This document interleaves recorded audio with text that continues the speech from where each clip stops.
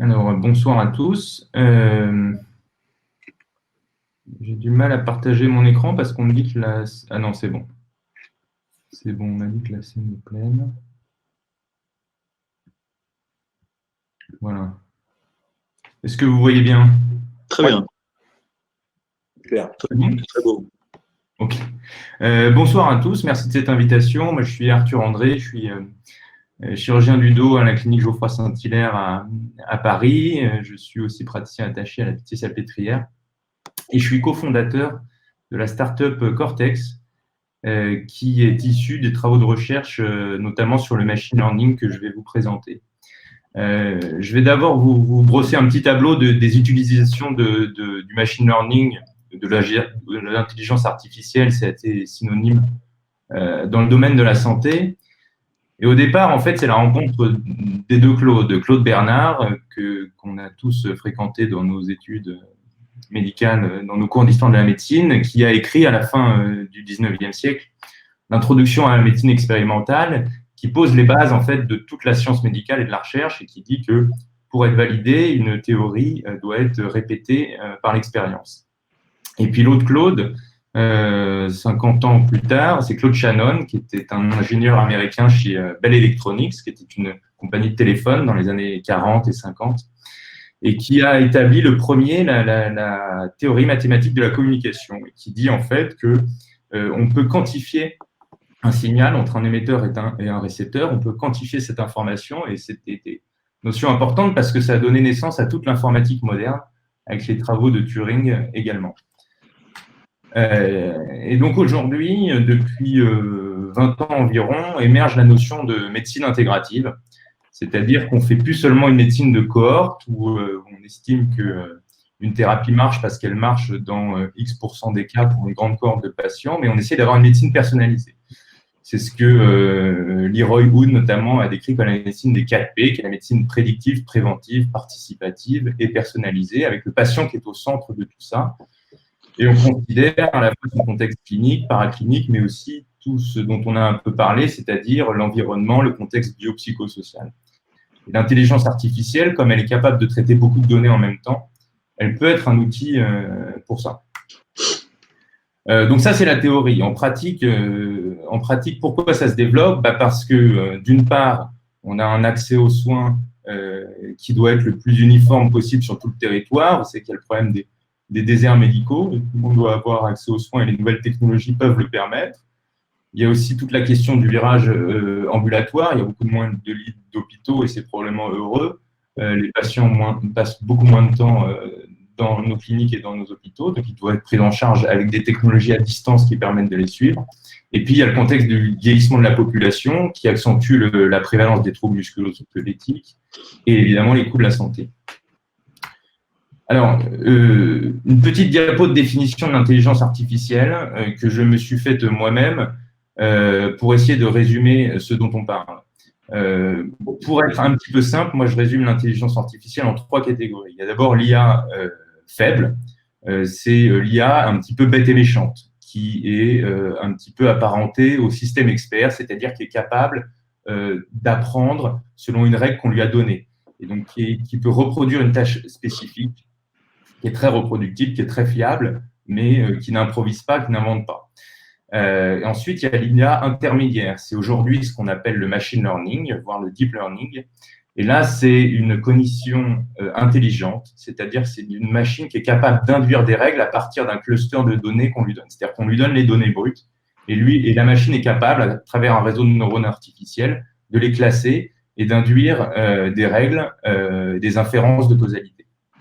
Et enfin, il y a l'IA forte. Là, on est dans la science-fiction, c'est l'intelligence artificielle, on va dire, c'est la définition ultime, qui est la généralisation de celle-ci. Et c'est celle qui passe le test de Turing. Turing, c'était Alan Turing, c'était ce chercheur dans les années 50 qui a notamment participé au décodage des codes allemands pendant dans la Seconde Guerre mondiale, chercheur anglais, et qui a décrit l'intelligence artificielle selon son test, qui dit que si une intelligence artificielle est avec un individu dans une pièce fermée, eh bien, s'il y a un observateur en dehors de cette pièce qui est incapable de différencier l'intelligence artificielle de l'homme, Dans ce cas-là, l'intelligence artificielle a passé le test de Turing, c'est une intelligence artificielle généralisable. Donc, comme vous le savez, ça n'existe pas actuellement, mais Google et Amazon ont créé des intelligences artificielles qui sont capables de jouer à des jeux télévisés. Par exemple, il y a eu des exemples aux États-Unis. Donc, on y viendra peut-être. Pourquoi l'intelligence artificielle se développe? Parce qu'on a augmenté de manière exponentielle ces dernières années à la fois nos capacités de calcul et nos capacités de stockage des données. La capacité de calcul, c'est la puissance des microprocesseurs. Il y a peut-être la loi de Moore que vous connaissez qui dit que la capacité des microprocesseurs peut doubler tous les 2 ans en réduisant sa taille par 2. Donc, en fait, on réduit la taille des microprocesseurs en augmentant la capacité de calcul. Et c'est pareil pour le stockage. Tout ceci a évidemment une limite, parce qu'il y a quand même une limite matérielle, même si on parle de cloud et de serveurs et de microprocesseurs qui se miniaturisent, c'est quand même du matériel, du silicium et un coût. Et nos capacités de connexion entre, par exemple, l'Amérique du Nord et l'Europe, c'est quand même des câbles sous l'Atlantique qui font la majorité de la rapidité des connexions. Donc, c'est une diapo un petit peu pour vous dire que l'ubérisation, dont on parle dans tous les secteurs des services de l'industrie, va probablement commence à toucher la médecine, mais on n'est pas non plus à l'envahissement de l'intelligence artificielle dans tous les domaines de nos métiers. Peut-être que le domaine le plus avancé aujourd'hui, c'est le domaine de la radiologie. Dans l'interprétation d'un signal, on peut tout à fait imaginer, et c'est le cas d'ailleurs, qu'une machine est plus fiable et plus reproductible que l'homme, elle ne se fatigue pas. Et il y a des études qui ont montré que, notamment dans la détection de lésions pulmonaires sur des radios ou dans la détection de fractures sur des radios de membres, l'intelligence artificielle est au moins aussi fiable, si ce n'est supérieure, à l'œil humain. Et puis enfin, vous connaissez tous les GAFA ou leur équivalent chinois qui sont les BATX. Et c'est vrai que la production d'intelligence artificielle vient essentiellement d'eux. Donc, il ne faut pas oublier que derrière tout ça, il y a quand même une industrie, même s'il y a beaucoup de logiciels open source, il y a quand même des enjeux industriels, même voire géopolitiques, derrière tout ça. Voilà, là, les applications potentielles de l'intelligence artificielle, on en a un peu parlé, je vais passer rapidement. Il y a le diagnostic, surtout dans les maladies complexes, les maladies plurifactorielles. Ça ne nous concerne pas trop dans le rachis. Par exemple, sur des modèles comme l'Alzheimer ou le Parkinson, ça aide beaucoup. Le pronostic, ça nous intéresse beaucoup plus parce qu'on peut faire un profil individuel, comme on l'a vu pour la scoliose, identifier des facteurs de risque de réponse au traitement. La reconnaissance d'image, j'en ai parlé, c'est essentiellement en radiologie, ça se voit aussi en anapath ou en dermatologie. Et puis enfin, toutes les applications de management et de suivi du patient à distance. Alors, dans le rachis, on commence à avoir pas mal de publications, de modèles prédictifs, justement, où on regroupe des caractéristiques préopératoires de patients, on clusterise non pas le virus, mais les symptômes, en prenant en compte tous les états pathologiques, les comorbidités, l'environnement biopsychosocial, l'environnement professionnel, personnel, qui vont pouvoir influer sur un résultat. Vous voyez, alors il y a une étude, par exemple, c'est le pourcentage de réadmission. Ça peut être les événements indésirables qui sont prédits grâce à l'intelligence artificielle. Tout ça est pour l'instant à l'état de recherche, hein, c'est de la recherche clinique, mais on peut tout à fait imaginer qu'à l'avenir, il y aura des outils validés qui nous permettront non pas de décider, mais de nous aider à décider, à prendre une décision opératoire en partenariat avec le patient. Tout ça, évidemment, s'inscrit dans l'esprit de médecine intégrative avec le patient au centre de la question thérapeutique. Alors, en particulier, je vais vous parler d'une étude que je connais bien parce que j'en suis un des co-auteurs. Et c'est une étude qu'on a fait pour essayer d'établir un modèle justement de machine learning, donc d'apprentissage non supervisé à l'aide d'un réseau de neurones artificiels pour la chirurgie de décompression lombaire simple, c'est-à-dire sténose lombaire, recalibrage ou hernie discale. Alors, on a classé nos épisodes chirurgicaux de manière assez simple, en se rendant compte que dans les grandes séries de la littérature, dans les grandes cohortes, notamment scandinaves, et d'ailleurs on le sait dans notre expérience, quand on opère un patient d'une décompression lombaire, je ne parle pas des complications directes que là on classe en patient rouge, on a les patients en vert qui, dans à peu près 2/3 des cas, eh bien, vont bien, ont un bon résultat à long terme, c'est-à-dire qu'ils diminuent leur consommation dentalgique et finalement on peut assimiler ça à un succès du traitement. Et puis on a les patients orange pour lesquels la chirurgie s'est bien passée, ce n'est pas du tout la chirurgie qu'on remet en cause, mais ils ont une mauvaise réponse au traitement. Et donc c'est un échec de traitement à distance et cette proportion dans la littérature, elle va de 30, 40, voire même 50%. Donc l'idée, c'était d'essayer d'établir des prédicteurs et des modèles personnalisés qui pourraient nous prédire un petit peu le résultat du patient indépendamment de la chirurgie. Bon, pour ça, on a fait de manière très basique au départ une revue de la littérature. On a essayé de relever tous les prédicteurs, finalement les facteurs de risque de mauvais résultats à long terme de la chirurgie lombaire. Donc vous voyez, ils sont résumés là dans le tableau 1. Je ne sais pas si on voit bien le détail. Ça va de ce qu'on connaît très bien, le diabète, le surpoids, l'obésité, l'état thymique, la dépression, et puis évidemment ce dont on a parlé, la sédentarité ou alors le travail de type manutention, le travail en force, etc. Et tout ça, nous, on les a résumés en variables discrètes pour les inclure dans notre modèle. Donc, on a pris toutes ces variables qui sont cliniques, paracliniques, hein, caractéristiques radiologiques, les caractéristiques professionnelles, les comorbidités, la prise de traitement, etc., pour les inclure dans notre modèle de machine learning en disant il faut que tout ça, on puisse les identifier personnellement et pas seulement sur une grande cohorte comme un prédicteur de bons ou de mauvais résultats. Donc, on a fait ce qu'on appelle une standardisation informatique. Ça, Vincent Chalier en a un petit peu parlé, c'est-à-dire que la data, il faut la rendre un peu propre pour que l'ordinateur puisse la lire. Donc, on l'a uniformisée et on a, au final, analysé 60 critères, en réalité un peu plus, 64, qu'on a identifiés comme potentiellement défavorables par patient selon un épisode de soins opératoires. Et puis ensuite, on a utilisé une technique qui est la technique des avatars, de patients virtuels, c'est-à-dire que il est très simple pour un supercalculateur, comme un ordinateur basique, de créer des patients virtuels, c'est-à-dire que pour chaque patient de notre cohorte réelle, on crée un avatar qui variait selon un des critères. Et au final, on multiplie notre cohorte, qui n'est pas une cohorte réelle, donc ça ne valide pas en soi le modèle, mais ça nous permet d'entraîner notre réseau de neurones artificiels que vous voyez là, qui est fait de couches successives de neurones. Et donc, on entraîne le réseau de neurones en lui présentant les tableaux cliniques composés des critères ou non, et en lui demandant de classifier défavorable, c'est-à-dire un patient orange, ou non défavorable, c'est en fait vert, favorable, un patient qui va bien. Donc, en résumé, on a créé une cohorte virtuelle à partir de 60 critères. Chaque paramètre correspondait à 10 000 patients virtuels. Et puis, on les pondérait de 50%, c'est-à-dire présence ou absence de ce critère voulait dire évolution défavorable. Donc, au final, le but, c'est d'obtenir de manière virtuelle, une gaussienne, une répartition équilibrée de patients favorables ou défavorables. Et donc, la cohorte virtuelle totale comportait en fait 120 000 patients virtuels.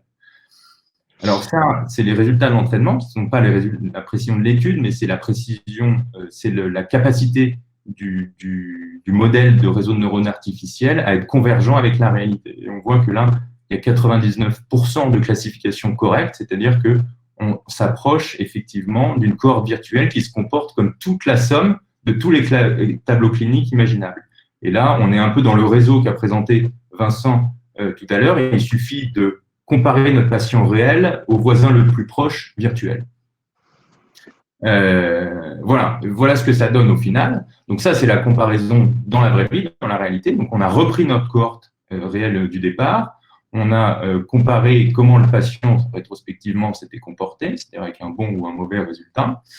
Et on a une précision qui est aujourd'hui de 0,8. voyez, avec une courbe ROC qui est là, qu'on espère évidemment améliorer, parce que pour l'instant, c'est quelque chose qu'on a testé sur uniquement 60 patients de manière rétrospective, donc c'est un travail très préliminaire avant de l'appliquer, mais très positif, puisqu'on a quand même une bonne différenciation, d'une part des patients verts et orange. Vous voyez par exemple la distribution gaussienne de chaque avec la moyenne des critères de défavorabilité. Il y a une différence significative entre les verts qui ont en moyenne 8 critères défavorables et les oranges qui en ont 11. Voilà, donc l'objectif qu'on poursuit maintenant, c'est de tester ce modèle en prospectif. L'algorithme, il tourne, il a été entraîné sur une cohorte virtuelle, et il a été testé ensuite sur une cohorte rétrospective, et là, on commence une étude prospective pour comparer le résultat que va nous prédire l'algorithme et le résultat réel du patient. D'ailleurs, j'invite chacun des participants à me contacter s'ils souhaitent collaborer à ça. Voilà. Pour finir, oui, alors ça, c'est la plateforme que le patient pourrait avoir au final, c'est-à-dire remplir ses données lui-même avec un data mining assez simple. Finalement, 60 critères, c'est assez rapidement collecté à travers des auto-questionnaires ou des lectures de compte-rendu. Et on imagine un outil qui pourrait rapidement le classer dans la zone verte, orange ou rouge. Un mot, si j'ai encore le temps, quand même, sur les limites de tout ça, parce qu'il faut en parler. Là, pour l'instant, on fait de la recherche, donc c'est très bien. Si ce système vient dans la pratique courante, évidemment, il y aura des problèmes de responsabilité, parce que fournir un pronostic comme ça, qui est-ce qui est responsable? Est-ce que c'est l'éditeur de logiciel? Est-ce que c'est le médecin qui l'utilise? Est-ce que c'est le patient, l'utilisateur lui-même qui est responsable en cas de mauvais pronostic? Ça pose des problèmes juridiques comme dans tous les domaines de l'intelligence artificielle qui vont se résoudre, mais qui amènent une nouvelle jurisprudence. Il y a les problèmes de confiance. Il faut que les patients acceptent de se faire aider par la machine, et les médecins aussi. Et c'est pas uniquement, je pense, générationnel. Il y a tout le problème, mais qu'on connaît en statistique, d'inférence causale, c'est-à-dire qu'un facteur prédictif ou un facteur de risque, comme vous le savez, n'est pas forcément la cause. Il faut bien différencier. L'intelligence artificielle n'explique pas. L'intelligence artificielle, elle aide à prédire, elle aide à décider, mais elle n'explique pas forcément, en tout cas, pas pour l'instant. Et puis, il y a le problème de l'accumulation des données. Est-ce que on va pas surmédicaliser à collecter tout un maximum de données des gens? Il y a évidemment des problèmes de propriété intellectuelle des données, de données personnalisées qui sont essentielles et qui vont se poser dans nos sociétés de plus en plus surveillées. Voilà, pour finir, c'est ce que me disait un prof quand j'étais à Londres, et c'était la théorie du KISS, Keep it simple and safe. Je pense que c'est très important en chirurgie, dans nos indications, et aussi dans nos outils, dans les évaluations qu'on en fait. Donc nous, voilà, on essaie de développer, nous, des outils de machine learning, mais le but, c'est que ce soit le plus simple et que ça réponde, bien sûr, à des questions concrètes et valables pour les patients. Voilà, je vous remercie. Merci Arthur, super présentation. Et je trouve que en fait, c'est juste intéressant de te poser la question du coup direct. On va enchaîner sur Vincent Fier, mais finalement, ça peut être quand même juste un outil d'aide pour le chirurgien, mais comme on le fait déjà un peu dans la littérature, on sait que, je sais pas, un malade, il y a 1% d'infection, donc ça va nous aider à plus ou moins décider. Si on sait que c'est une chirurgie qui est plutôt à 5-10, c'est quelque chose finalement qui nous aide quoi qu'il arrive. Donc, par rapport à ton histoire de responsabilité, si tu confies juste comme outil aide au chirurgien, c'est finalement quasiment de la littérature matchée qui se regroupe et qui te donne un résultat, non? Bien sûr, je pense que si ça reste dans la main du chirurgien, je pense qu'on sait très bien faire la part des choses. Après, c'est vrai qu'on va vers quand même une pratique de plus en plus transparente, une information maximaliste. Donc, le patient demande des comptes, peut-être à juste titre d'ailleurs. Donc, il faut aussi accompagner un petit peu, je pense, ce mouvement qui n'est pas toujours évident.